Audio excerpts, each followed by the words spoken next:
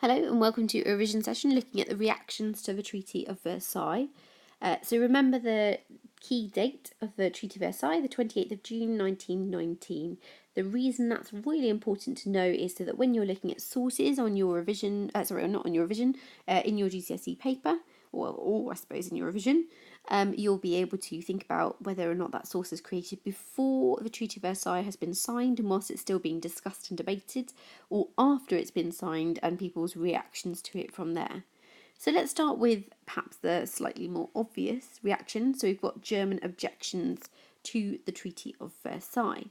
So there are a number of different things which obviously they are going to react to. Reparations, military restrictions, land lost, war guilt, and the idea of diktat, that the treaty was dictated to them, and it was like a dictated peace.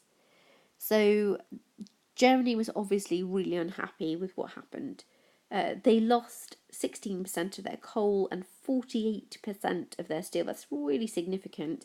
It's going to have a massive impact on their industry, which was on purpose. The Treaty of Versailles was designed to punish Germany, really, and to sanction them and to make them less powerful so they couldn't go to war again. So the 48% less steel was supposed to be to prevent them from building up as much industry so they wouldn't be able to create weapons and things like that. And Germany's colonies in Africa were also taken from them and given to the League of Nations, and it was supposed to be sort of looked after by mandate, so Britain and France were looking after them until they could be independent on their own. Of course, in reality, Britain and France are gaining quite a lot in terms of money and income from those colonies that have been taken off Germany. And Germany felt very bitter about it. Military restrictions were also quite significant and caused some really big problems for Germany as well.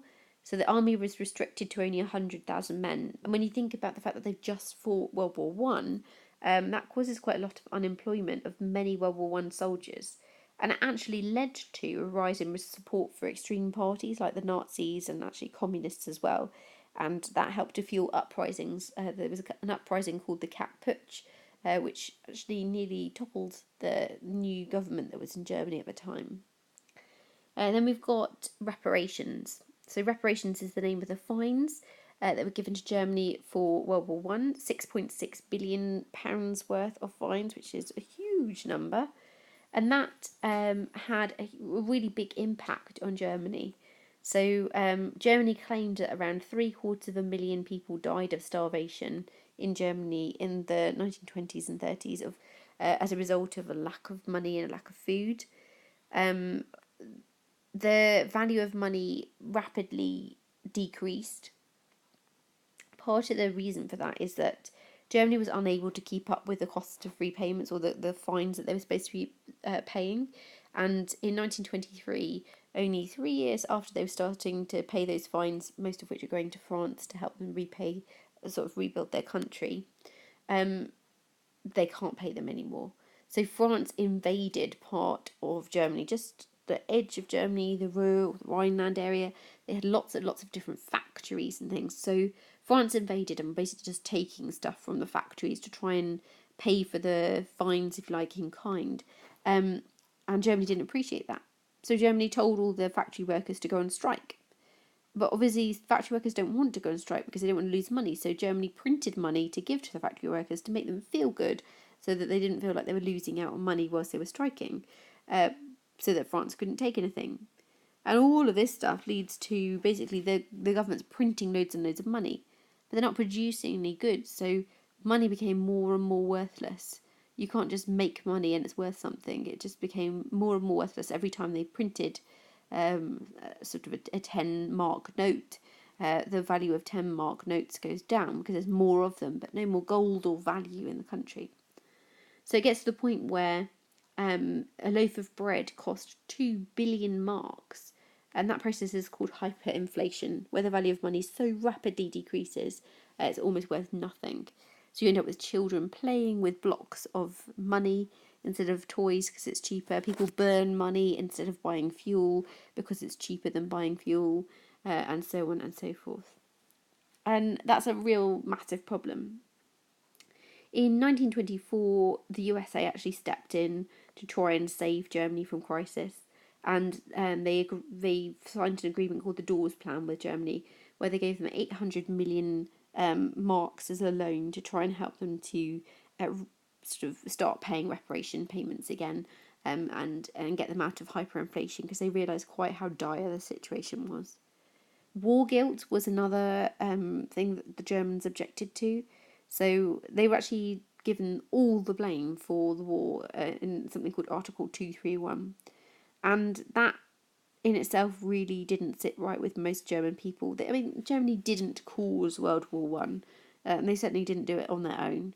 And there were a number of attempts to overthrow the new German government that signed this agreement, signed the Treaty of Versailles, and agreed to the war guilt clause.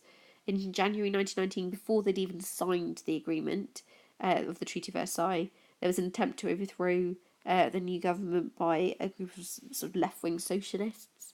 And in March 1920, so just 6 months or so after it was signed, there's a right-wing attempt at rebellion against the government as well, who felt they'd been stabbed in the back by a government who was willing to accept the war guilt clause and all these reparations and things. And finally, there's this idea of a diktat, or a dictated peace. So the problem is that although Germany lost the war and Germany signing the Treaty of Versailles, in a way it's two different Germanys. Whilst Germany was fighting World War One, they had a Kaiser, or a king, and at the end of World War One, that king or Kaiser ran away to Holland, and he stayed there, so he was in exile. And that king or Kaiser, who'd been forced to abdicate or run away or give up his job, was the one who had run Germany during World War One, and he's not the person being punished. The people being punished for Germany's involvement in World War One are the new democratic government. And it was felt really, for Germany, very unfair that that new democratic government was being punished for something that someone else, the Kaiser, the king, had done, who's no longer there. And actually, the fact that that new democratic government was willing to sign the Treaty of Versailles really undermined them in the eyes of lots of people in Germany.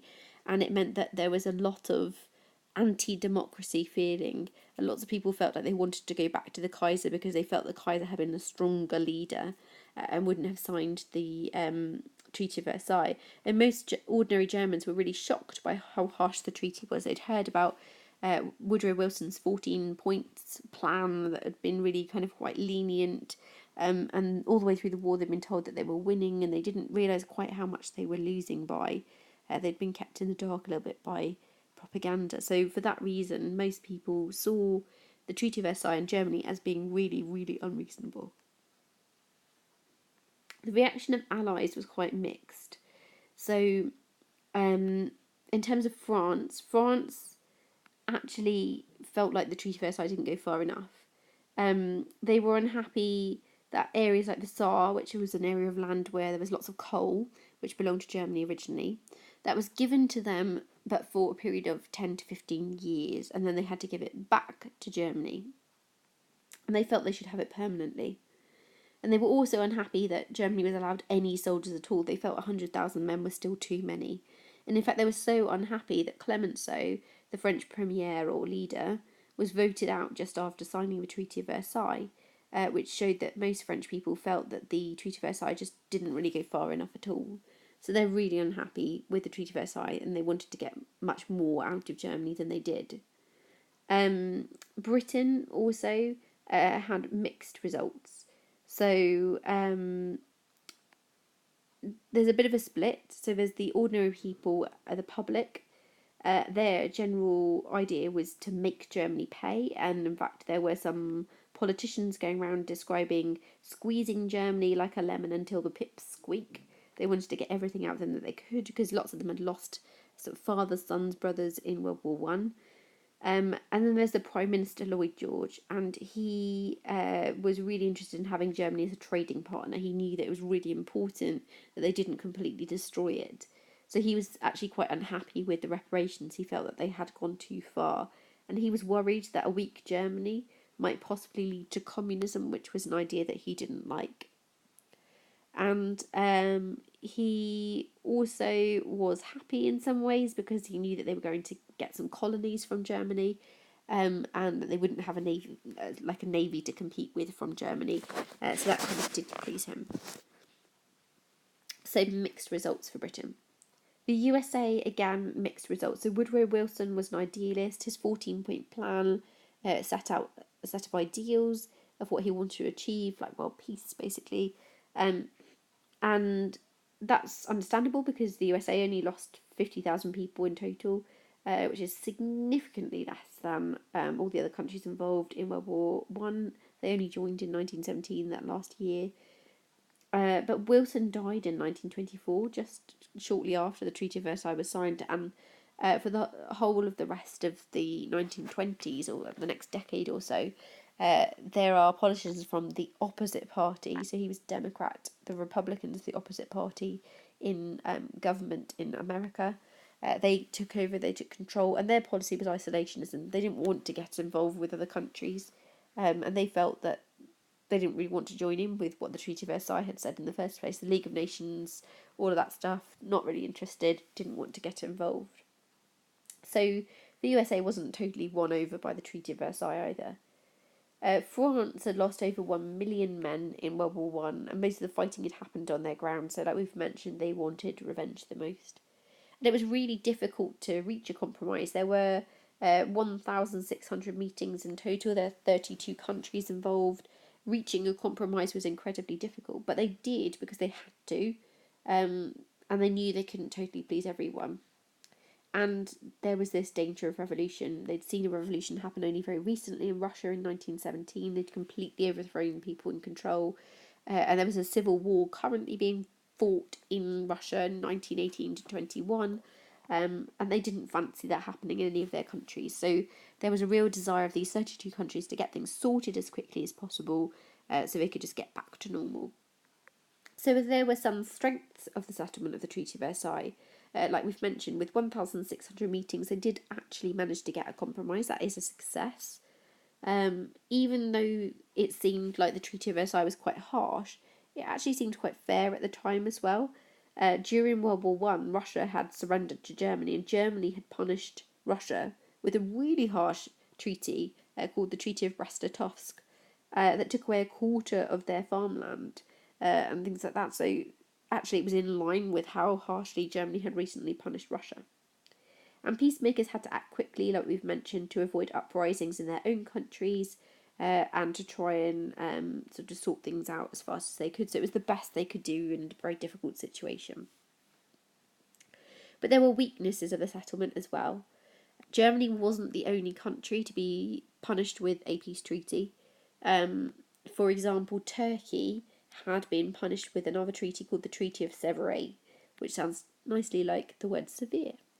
It was equally harsh. They were only allowed about 50,000 men in their army. Their empire was all confiscated from them.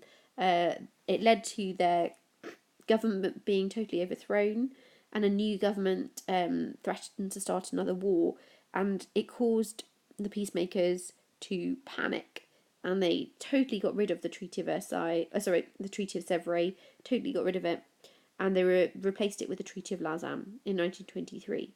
They said there's no more restrictions on the military of Turkey, no reparations for Turkey. They totally get rid of it. And that's kind of key, really, because this Treaty of Versailles being replaced with the Treaty of Lausanne for Turkey really gave Germany a little bit of hope. They felt like maybe the Treaty of Versailles, if they complained enough, they might be able to get rid of it, because that's what Turkey had done, and they had been successful in getting rid of their very harsh treaty. And also, we know that America was not supporting it anymore. There's no more support from the USA. It would be quite difficult for the Treaty of Versailles to be imposed. So there's weaknesses of the Treaty of Versailles. It's been undermined by the Treaty of Lausanne. USA is not involved anymore, so not everyone felt like it would be something that would last. And finally, something to consider is just problems faced by new states that were created during this process of the Treaty of Versailles, where they're taking land away from Germany and sort of spreading things around. So Poland had been created in 1918, didn't have any natural borders. It was very difficult to defend, and many Germans lived there and they were unhappy with it because they wanted to be members of Germany. There were actually around about 6 million Germans no longer living in Germany because the areas of Germany had been sort of annexed or chopped off and given to other areas. There were some countries that were taken away from Germany in Africa, like German East Africa, German Southwest Africa, Togoland, and Cameroon, but they weren't made independent. They were still being run by the League of Nations, and those areas were actually quite unhappy with that. There's areas of land that were taken off Germany and put under League of Nations control who didn't want to be. Versailles, for example, we see that 90% of people who were there didn't actually want to be ruled by France. They felt like things were being taken from them. And we've also got these areas that were created as new countries. Czechoslovakia, for example, which used to be part of the Austro-Hungarian Empire, which was created as a country in October 1918. It's really rich in natural resources, and things like that, which was great. So Czechoslovakia doing really well for itself. But then Yugoslavia, which used to be part of Austria-Hungary, not left in the same position, didn't really have the raw materials and natural resources. It was much more difficult for it to defend itself. So not all the areas that were created as new countries were actually equally well off. So reactions to the Treaty of Versailles are quite mixed. Some countries are happier than others. You could argue that the Treaty of Versailles was the best they could do in a difficult situation, or you could argue that actually it was impossible to enforce without the support of the USA, impossible to enforce because other countries had already broken their settlements within about 3 years of them being created, and actually not well thought out. There were lots of problems with it within Germany, for the countries who signed it, and for the new countries that were created. So don't forget to have a think about different ways you could be asked about this. So you could have an account question, write an account of the problems caused of the Treaty of Versailles, think about the causes and the outcomes of those problems. Or you could have a source question, perhaps asking you how useful something is for telling you about reaction to the Treaty of Versailles. So think about if you're aiming for that 7 to 9, are there different groups, for example, in the USA that would feel differently, or different groups in Britain that would feel differently? Or why might Clemenceau feel one way and ordinary French people feel another? And potentially you could have a source question asking you about how useful something is for showing the impact of the Treaty of Versailles. So think about, which of these things does it highlight? How typical are the experiences that are being discussed? Best of luck with your revision.